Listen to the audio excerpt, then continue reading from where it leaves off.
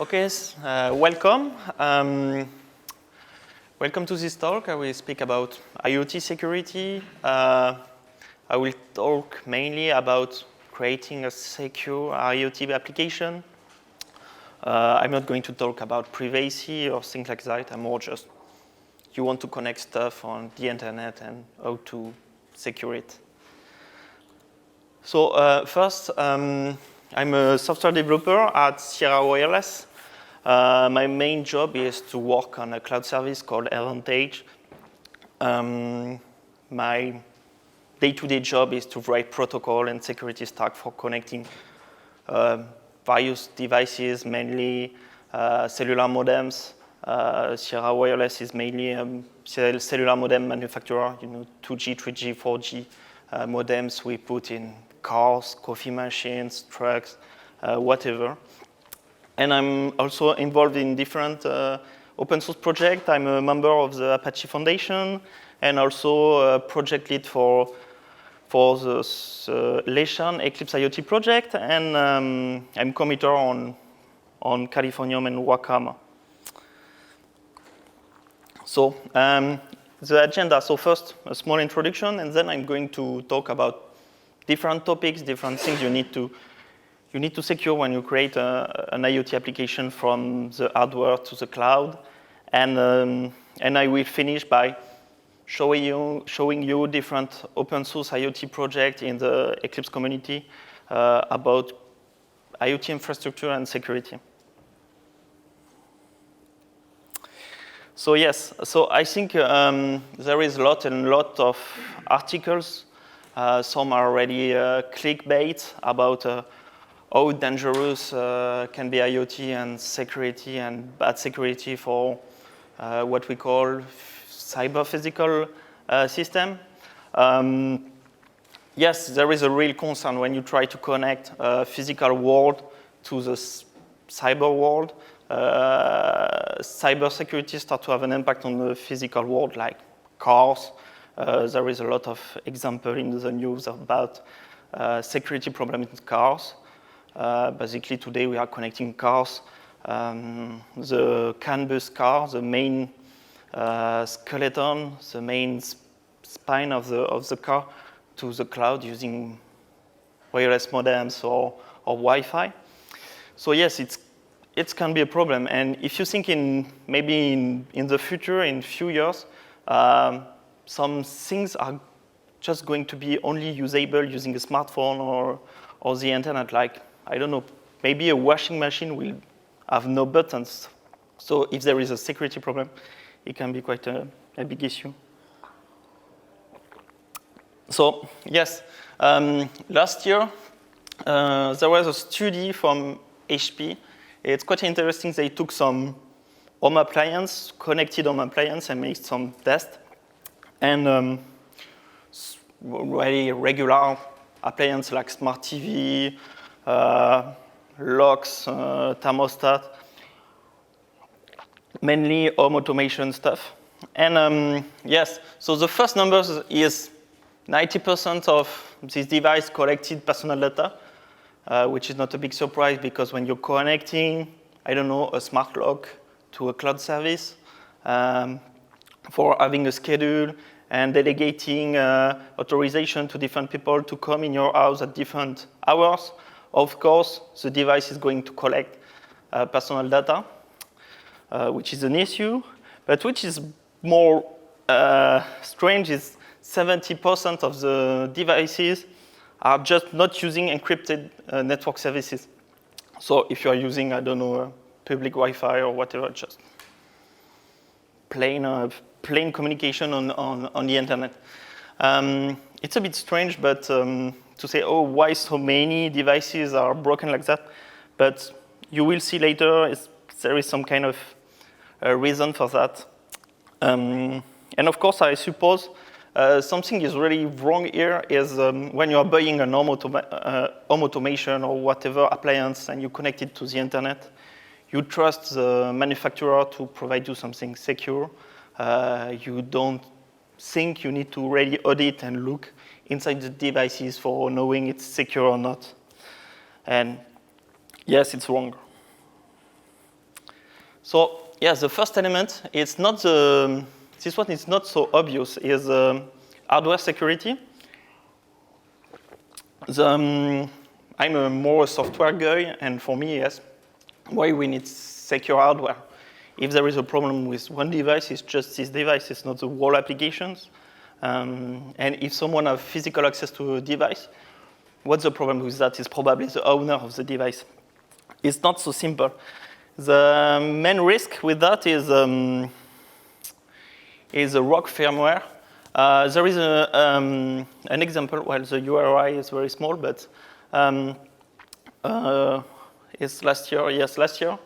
Some people made some analysis with the Nest thermostat, and it was quite easy to get a thermostat.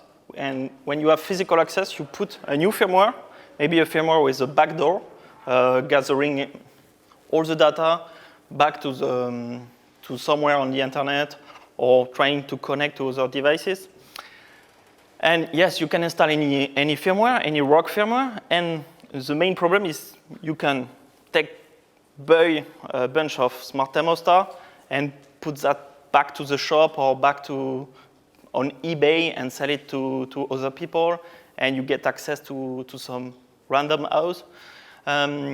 Yes, and the problem is also for every home automation, because every home automation appliance can become a gateway for any rogue people.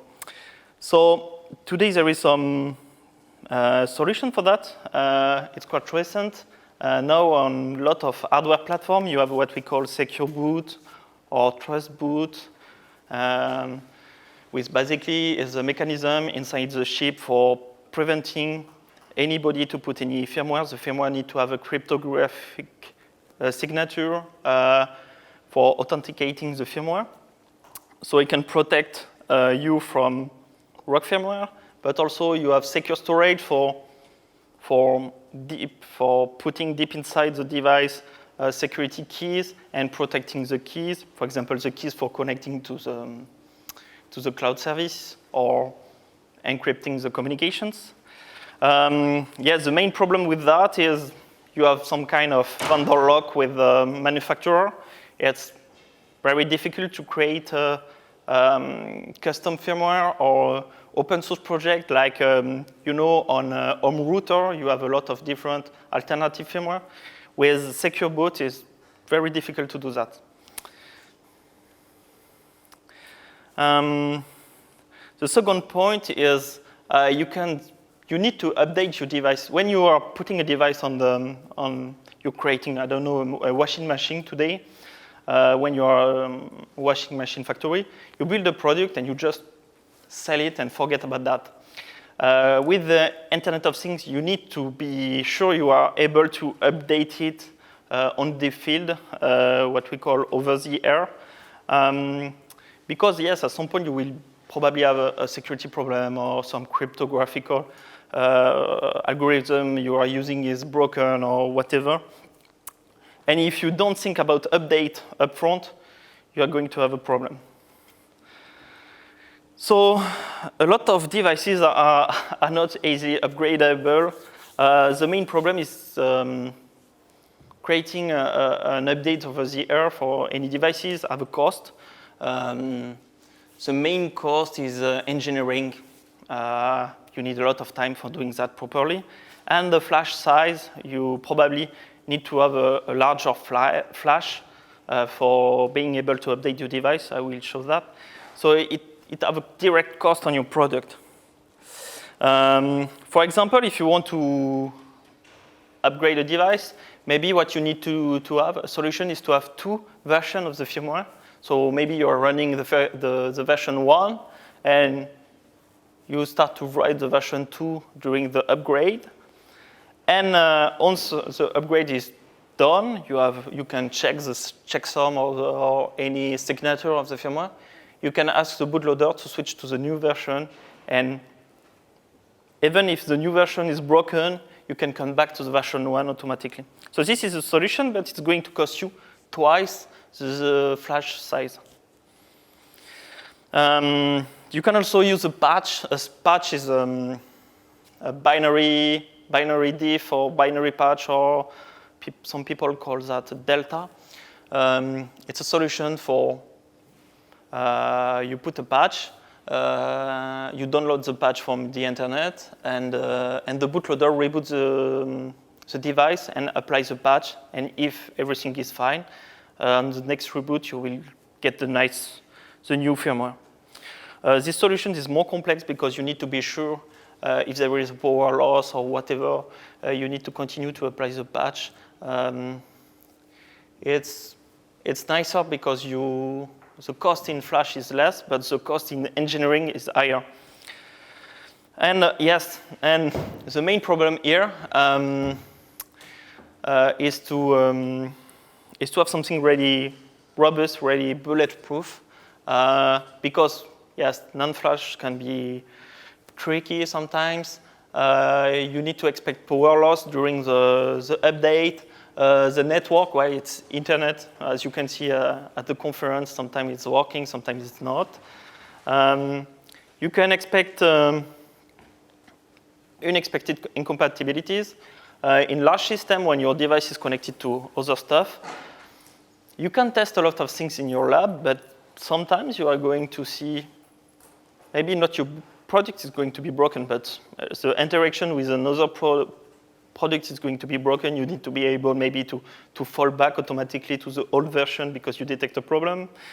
And of course, you need to check the integrity of your firmware with checksum, cryptographic signatures, and mechanism like that. If you have failure, that means you are going to totally break the appliance remotely. So the solution is to call the customer and get back the product, or if it's in a car, if it's in an industrial system, it's not that simple. So even a really low failure rate can be a nightmare. So you have communication hardware and update. You need communication with the cloud services or whatever for maybe upgrades, but also for your applications. You have a lot of solutions for that. Today, if you want to create a secure communication between 2 points on the internet, you don't have a lot of standard. The main standard is TLS, the successor of SSL, what we use daily with HTTPS. And security experts are not so fan of creating a new standard just for IoT application because they put decades of engineering behind TLS, and it's really a complex matter. So you have multiple possibilities. You can use a pre-shared key. Pre-shared key is like your Wi-Fi password. The both end knows the password, and you use that for creating a secure communications. It's really light for embedded system. It's quite good. But if you manage to get the key at some point, you will be able to decrypt all the previous and future communications. So it's kind of trade-off. You can go with this pre-shared key scheme using AES and this pre-shared key for generating an ephemeral secret. But you need to be sure that the compromise you are doing are fine. It's possible to implement that on very low-end system. This is numbers from the IETF. So, for example, if you want to implement TLS, or this is DTLS or TLS? Yes, this is DTLS. DTLS is SSL on top of UDP, not on top of TCP. Is exactly the same security level, but on different transport. Yes, well, as you can see, you can run that on few kilobytes of RAM and ROM, but it's already more than what you have on a simple Arduino Uno. So this is this can be a problem, but today we are seeing microcontrollers. All the 32-bit microcontrollers are larger and larger. And today, even for 1 or 2 euros, you can get a chip which is able to communicate on the internet, and also to have a secure all the cryptographic facilities for creating a secure links. So you can also use public key. Public key is basically what is to have a private and a public key. And a private key is only inside the client or the server, and you just publish a public key, and public key is not a problem if it's on the internet. It's not like the pre-shared key, or when you know the secret, you are able to decrypt everything. And you have a mechanism called perfect forward secrecy, so you are not able, even if you manage to get the private key, you are not able to decrypt the past and the past communications, mainly because you are using an algorithm for creating an ephemeral key, and this ephemeral key can be negotiated on the network, and only the two sides can decrypt the final key. You can also use certificates. Certificates is what you use daily with HTTPS. When you are connecting to any website with HTTPS, the website has a certificate. You can check the certificate. You can also use certificates on the client side, on the device side, so the two parts of certificates. It's interesting because you are using a chain of trust for validating the identity. When you go to a new website, you are able to validate the identity of this new website without knowing this website upfront. Someone you are trusting is going to give a certificate saying, oh, these people is really this guy. So it's really interesting. It's something we are using daily. But it's really a complex beast. Certificates have something we call revocation checks. Basically, you have a website with a private key and a certificate. And if someone is, or you have a security problem with a certificate and this private key mainly, you are going to issue a new certificate. And when you are issuing a new certificate, you need to say at some point, this old certificate is broken, you don't need to use it. And you are going to publish that on an infrastructure, and you need to be able to request this infrastructure for getting the status of the certificate.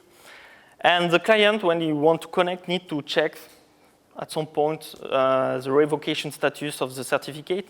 And it's not so easy. You need to know the current time, and for having the current time, you need to have a secure source time, for example, a GPS, even if it's a GPS can be broken.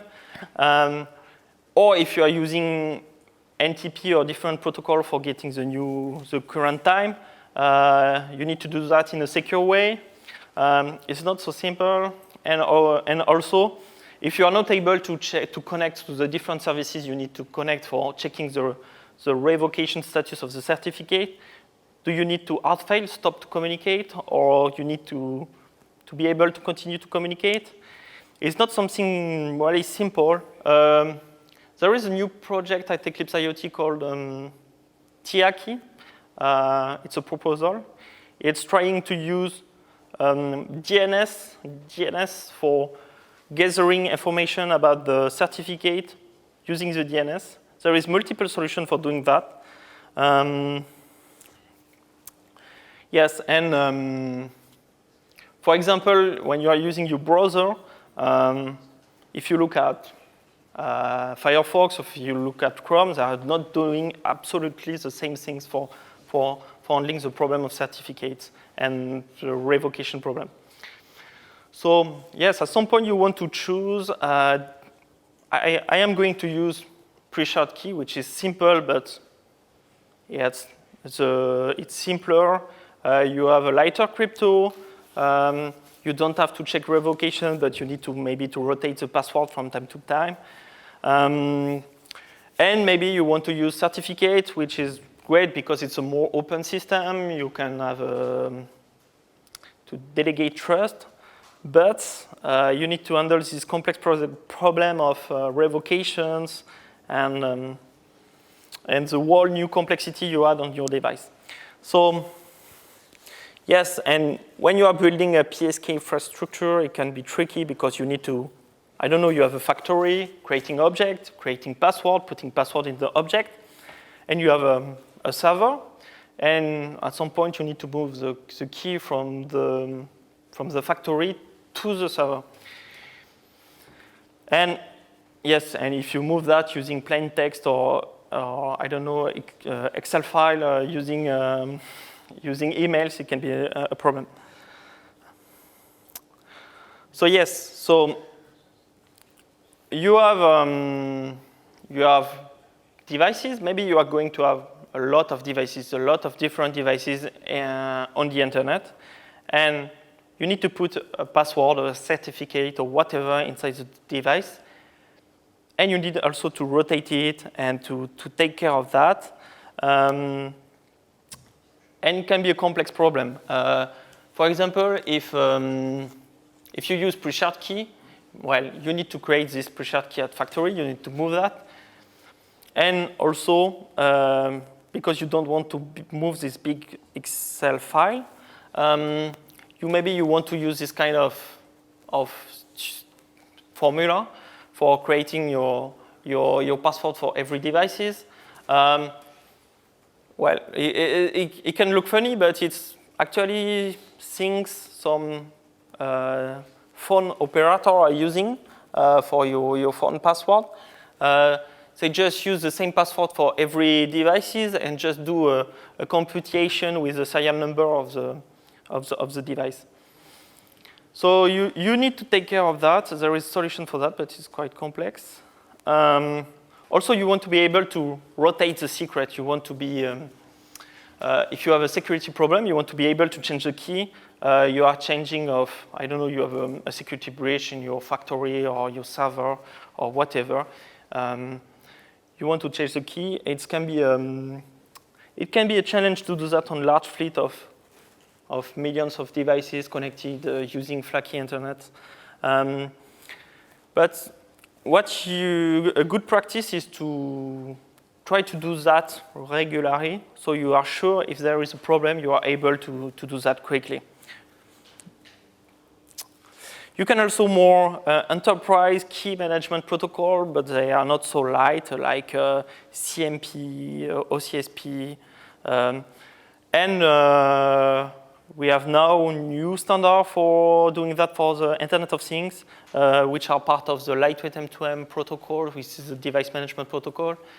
And it's a mechanism called bootstrap. So the bootstrap, how it's working, so you have, you create an object, or here it's a smart bulb.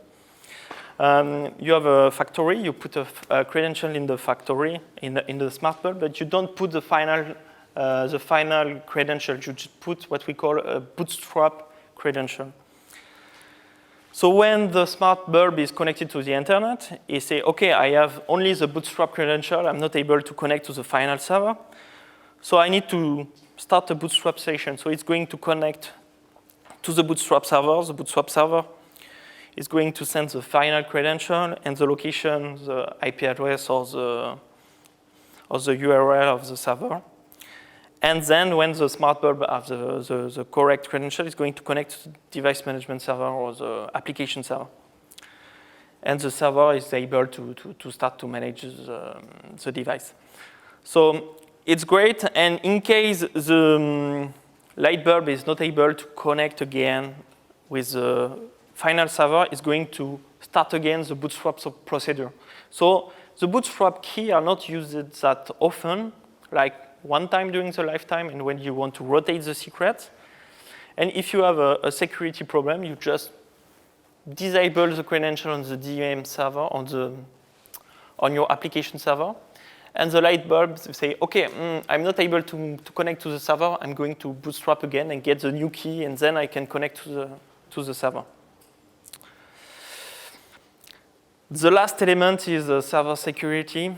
If you are going to connect millions of objects to devices, to server, to cloud,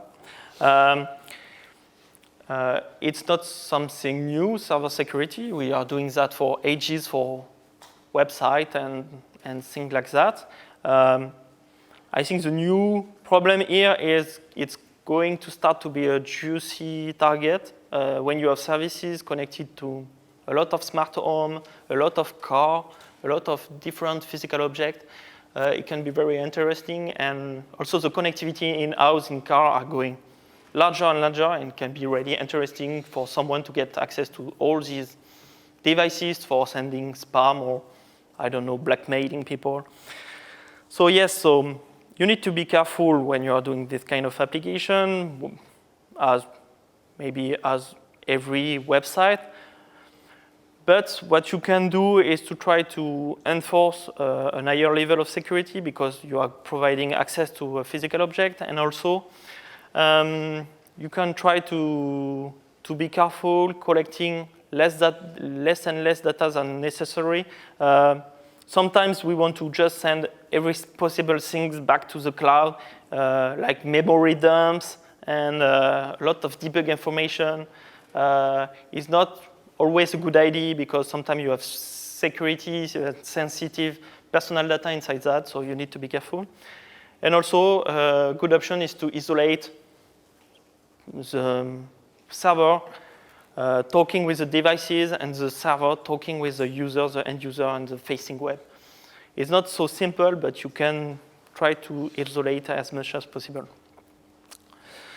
So yes, so now where you can start. So there is a lot of things to tackle and a lot of challenges. Maybe you can ask to your boss or your product management team more time, more budget. What they are probably going to answer you is, I don't care, ship this product. We will see that later. So it's funny, but we've seen that so many times. At least if I have an advice, first, if you don't have any time, and first try to start by an upgrade mechanism, and so you can publish more and more security feature and fix your mistake later. Yeah, so now you are part of the 70% unencrypted network services. This is really what explains the bad numbers, is the cost and the difficulty of the things. So now we have more and more standards and open source projects for helping you. I'm going to present you a few ones which are hosted at Eclipse. The first one is Lation, is an implementation of lightweight M2M. Lightweight M2M is basically a device management protocol. What is a device management protocol? Is for upgrading, configuring, monitoring your device in an independent way of the hardware platform. So today, if you are managing car, you can use lightweight M2M for upgrading it and configuring it. And tomorrow, if it's a smart bulb, you can use the same protocol, the same standard, and the same paradigm. It's supporting bootstrap, as I presented, and also security, DTLS, PSK for pre-shared key, public key, and certificate. It's in Java, so it's a library for creating server and clients. You can create clients with Java, but it's ready for beefier devices. It's probably not for very small and constrained device. What the feature are? Updating the firmware, the software, managing secrets, monitoring. Monitoring is interesting for security. And you can also build your custom object and your whole application using this protocol. So you have in one protocol the facilities for managing your devices and your security and your applications. Wakayama is the same as Lation, but in C for embedded. So it's more for microcontroller. You are able to run that on very small 32 bits microcontroller like the Spark. It can even run on Arduino, but with Arduino, you are not able to run any security layer. But Wakarma is quite compact, and it's easy to port. You can do firmware software update, and you can reflash your devices over the air. You can use Tiny DTLS, which is a new project also. It's an implementation of DTLS for constrained devices. It's very easy to use with Wakarma.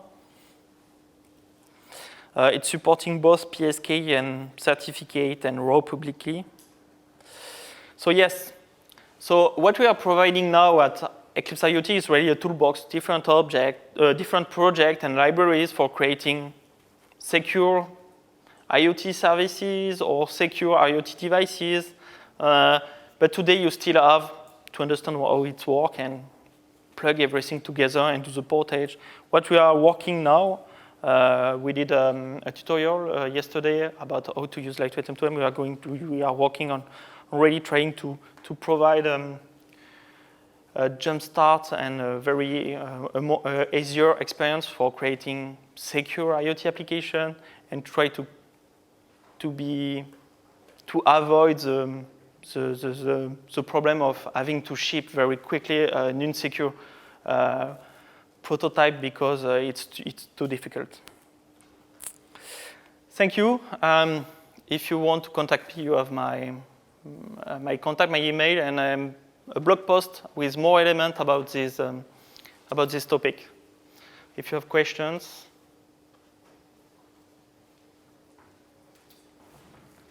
Yes? You talked about Wakarma, and you said that it's not completely compatible with Arduino. You can run Wakarma on Arduino, but the problem, you are not able to put a DTLS implementation on top of that for securing the communication, because the Arduino, doing cryptography on Arduino is a real challenge. Even if you manage to do that, you are not going to have enough space for running your own applications. You will just use all the power for that. Do you know if it's compatible with TNC? With? TNC, it's an, yes, it's a 8-bit CPU. No, I don't think so. I know it's compatible with the Spark and all the Cortex, ARM Cortex M3, M0, M4, ARM CPU.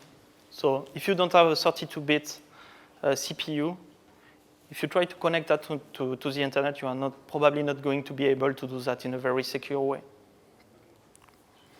So too bad for Arduino. But if you use Arduino Due, not the Uno, the Due, it's possible because I think it's a Cortex M3, and this one is a 32 bits, and it's easier to connect.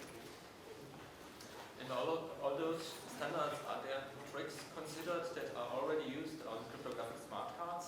Because the footprint you can deploy on a smart card is also very limited.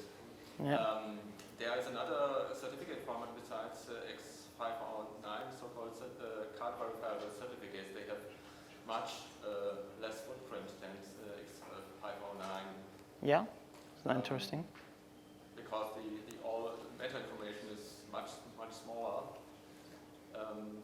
Perhaps it should find its way in those standards because they are proven concepts, and also you had RSA on one slide.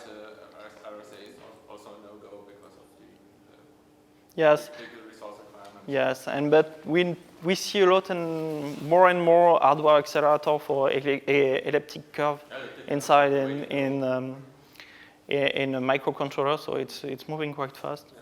Yeah. But what is funny is before doing IoT at my company, we was doing what we call machine-to-machine, and in fact we are recycling a lot of the telecom world standard and good practice for the IoT. Yeah, it's not so different like smart card is. A lot of interesting standard inside the smart card we can reuse for the new applications.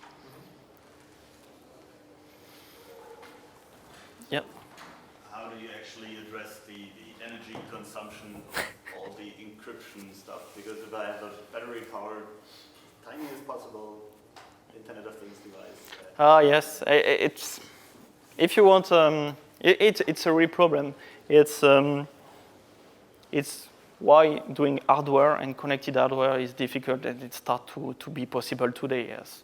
If you have battery power, you want to connect on the internet with security, it's a challenge. But we are going to have more and more powerful processor with less consumption, with more and more cryptographic feature inside. It's like to be not so difficult. And we have better battery than 5 years ago. Tesla security.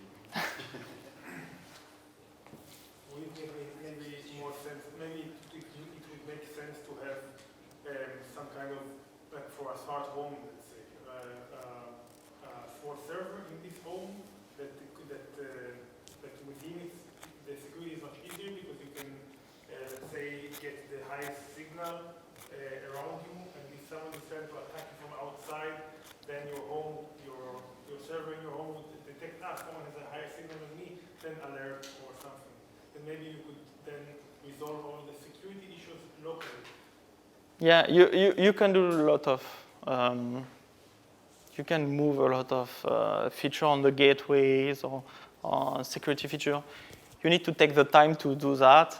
You need to take the time to test it. And yes, and also, even if you have a gateway between what we call the last mile, so the last meter, the communication between, if it's wireless, you can eavesdrop it or you can manipulate it.